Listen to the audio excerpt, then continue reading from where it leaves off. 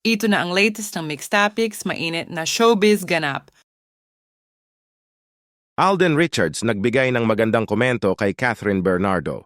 Nagpaunlak kasi ng short interview si Alden Richards sa mga reporters sa naganap na second-year anniversary ng Bingo Plus. At kinamusta ang mga pinagkakaabalahan ni Alden ngayon dahil hindi naman lingid sa kaalaman natin na punong-puno ngayon ang schedule ni Alden dahil sa kaliwat ka ng projects at endorsements. Kakatapos lang din ang isa sa kanyang endorsement na Ceylon Tire, kasama niya dito si Catriona Gray, at ang kanyang bagong pelikula na Out of Order. Kasama naman niya dito si Heaven Peralejo. Ngayon ay busy din siya sa international project at ang bagong project niya na Pulang Araw. Masaya naman na nagbahagi si Alden about sa mga ginagawa niya ngayon. Hindi siya naging madamot magbigay ng pasilip at impormasyon sa mga projects niya. Kaya talaga naman na makikita ang kababaan ng kanyang loob. At the same time, very transparent siya sa mga pinagkakaabalahan niya ngayon. Kaya lalo niyang pinapa-excite at pinapakilig ang kanyang mga supporters. Ayon naman kay Alden, na abala talaga siya sa paggawa ng Pulang Araw kasama sina Barbie Fortesa, Sanya Lopez at David Lucauco. Naibahagi ni Alden na may mga giyera scene sa Pulang Araw at ang mga kagamitan na ginagamit nila sa Pulang Araw ay ginawang makaluma para lalong umakma sa tema ng Pulang Araw.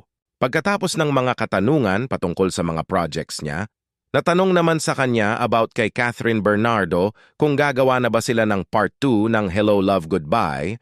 Ayon naman kay Alden ay kino-consider daw niya ito, ngunit wala pa talagang concrete na plano about sa part 2 ng Hello Love Goodbye at looking forward siya sa project nila ni Catherine Bernardo. Ang sabi din ni Alden na we are hoping for the best, pero right now ay wala pang balita tungkol dito. Sinabi din kay Alden na single na si Catherine Bernardo, kaya kinilig naman lalo ang mga taong nakapaligid sa kanya. Pero nilinaw na walang mali siya ito, pero nasabing mas open na si Catherine to try ng mga bagong role.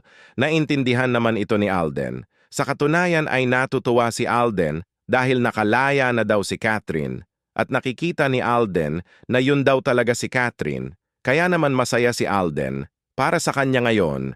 Sinabi rin niya na makikita naman sa mga pinopost ni Catherine na photos at videos na yun siya at masaya siya. Ibig sabihin niyan sinusubaybayan din ni Alden si Catherine at updated siya sa mga ginagawa ni Catherine ngayon bilang kaibigan. Ito naman ang nasabi ni Alden sa interview about kay Catherine Bernardo. Nakakatuwa na I'm really seeing her parang coming out of her shell. Kita mo sa kanya eh. It manifests. The photos and videos that we see and the projects that she has been doing really says a lot about her state of mind right now. And the condition of her life right now, she deserves that. Sinabi rin ni Alden na nagre-reach out naman siya kay Catherine at nakamusta naman niya ang kaibigan.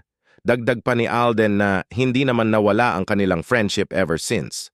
Masaya din si Alden na hindi nawala ang mga fans ng Kathden and still clamoring for the part 2 ng Hello Love Goodbye, and Alden is still hoping for the best. Kinatuwaan at kinakiligan naman ng mga fans ang naging interview ni Alden Richards. Sino ba naman ang hindi kikiligin sa kanilang dalawa? Bagay naman sila lalo na ang pinamalas nilang role sa pelikula at tandem sa Hello Love Goodbye. Napakagaling at swak ang chemistry. Maganda at magaan silang panoorin. Ito naman ang mga naging comments ng mga netizens sa interview ni Alden Richards. So smart and so talented. Galing sumagot ni Alden. Kath then soar high and stay grounded. You're absolutely right. Thank you for your positive thinking.